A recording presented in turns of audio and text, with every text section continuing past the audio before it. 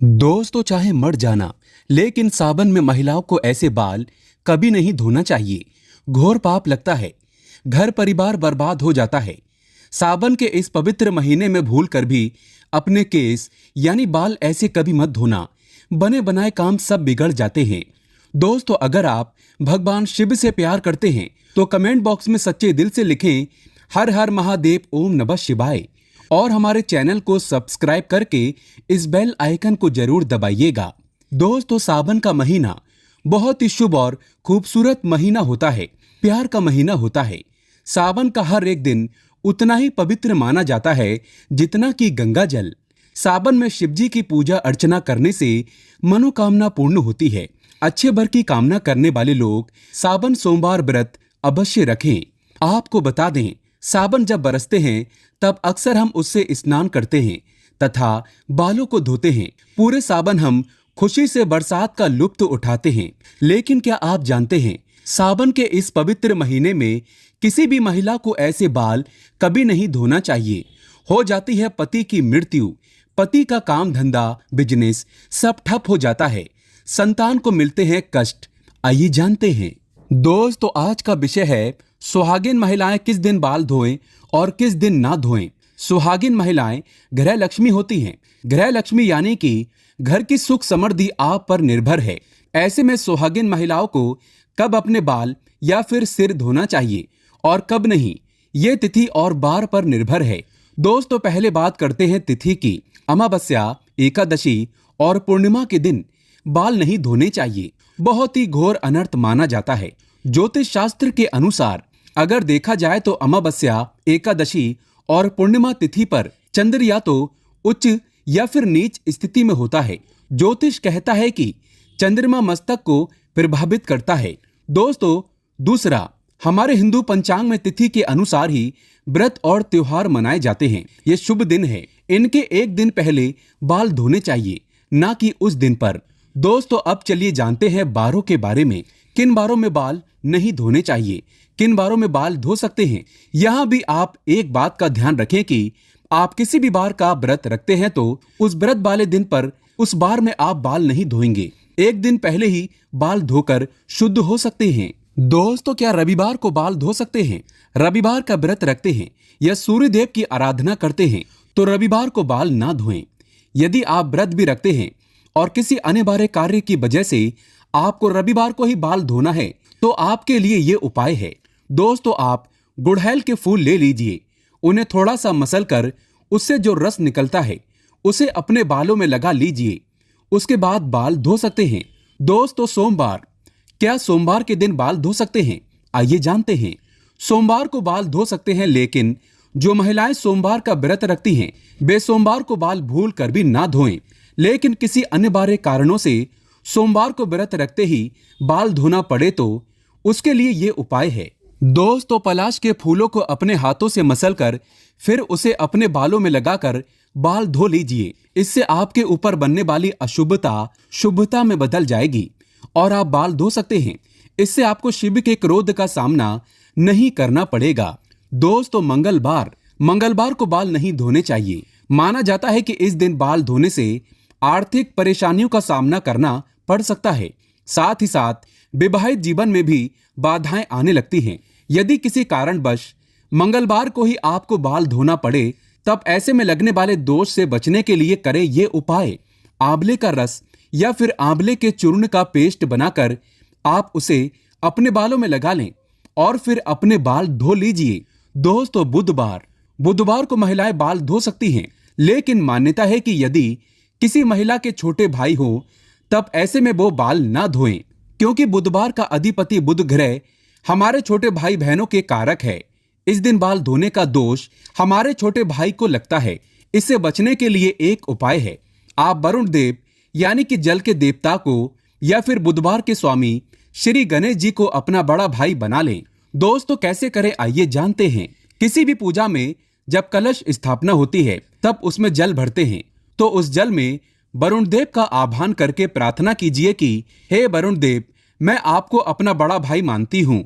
कृपया आप मेरी और मेरे परिवार की रक्षा करें। दोस्तों, ऐसे ही हर पूजा में सर्वप्रथम श्री गणेश जी की पूजा होती है। तब भी आप उनसे प्रार्थना कर सकते हैं कि वे आपके बड़े भाई बन जाएं और आपकी रक्षा करें। फिर भी दोस्तों, किसी कारणवश बुधवार को यदि आपको बाल धोना पड़े तो इसके दोष से बचने के लिए करें ये उपाय। तुलसी के 5-6 पत्ते लें और उसे मसल कर अपने बालों में लगा लें, फिर बाल धो लीजिए। बड़े से बड़ा संकट अपने आप समाप्त हो जाता है।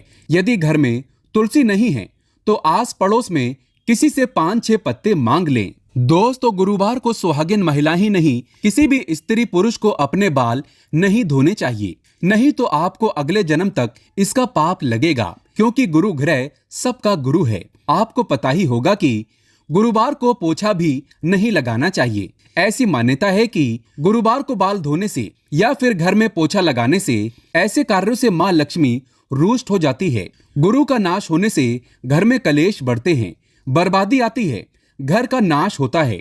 दोस्तों, यदि गुरुवार को अनिवार्य कारणों से बाल धोना पड़े तो इसके दोषों से बचने के लिए करें ये उपाय।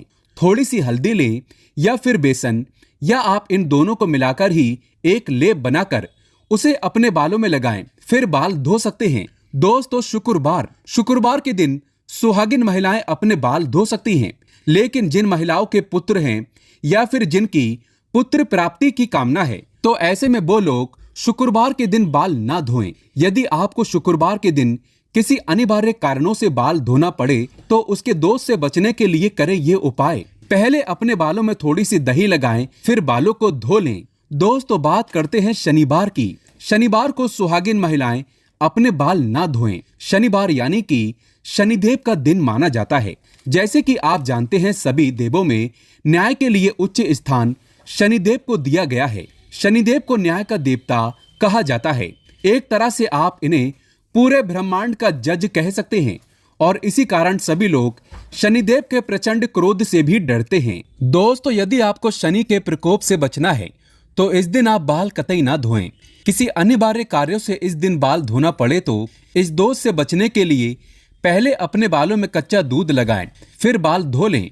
बालों में थोड़े से कच्चे दूध का छींटा लगाकर बाल धोने से शनिदेव की बुरी दृष्टि नहीं पड़ती। दोस्तों, हम आपसे कुछ जरूरी बातें शेयर करना चाहते हैं, और वो ये है कि सुहागिन महिलाएं अपनी मांग में सिंदूर भरती हैं। शरीर के इस स्थान को यानी कि मांग को गंगा स्थल माना जाता है, तो जब यहाँ पर सिंदूर लगाया जाता है तो उसे गंगा सिंदूर कहते हैं। यही पवित्रता और सौभाग्य की निशानी है। इसी कारण जो सुहागिन महिला नहाकर मांग में सिंदूर भरती है वो पूजा पाठ में शामिल हो सकती है, अगर वो बाल ना भी धोए तो, क्योंकि उसे पवित्रता और सौभाग्यवती का वरदान मिला है। दोस्तों, लेकिन पुरुष को हर दिन बाल धोकर ही पूजा पाठ में शामिल होना चाहिए। एक और डाउट रहता है कि मासिक धर्म के दौरान आप बाल धोएं या नहीं। अलग अलग प्रांतों में इसकी अलग अलग प्रथाएं हैं। कई जगह तथा हमारे आस पड़ोस में तो आज भी मासिक धर्म के पहले, तीसरे और 5वें दिन कंपलसरी बाल धोते हैं। इसमें तिथि या बार बिल्कुल नहीं देखा जाता। दोस्तों, वहीं डिलीवरी के बाद तुरंत आप तो जानते ही हैं कि माँ को बाल धोने ही क्या, नहाने भी नहीं देते। 11वें दिन बाल धोए जाते हैं, लेकिन इस विषय में बार और तिथि का आप जरूर ख्याल रखें। दोस्तों, आगे माता सीता कहती हैं, किसी भी सुहागिन महिलाओं को ये 5 बातें पता होनी चाहिए, नहीं तो आपको तथा आपके पति को कभी भी मान सम्मान नहीं मिलेगा।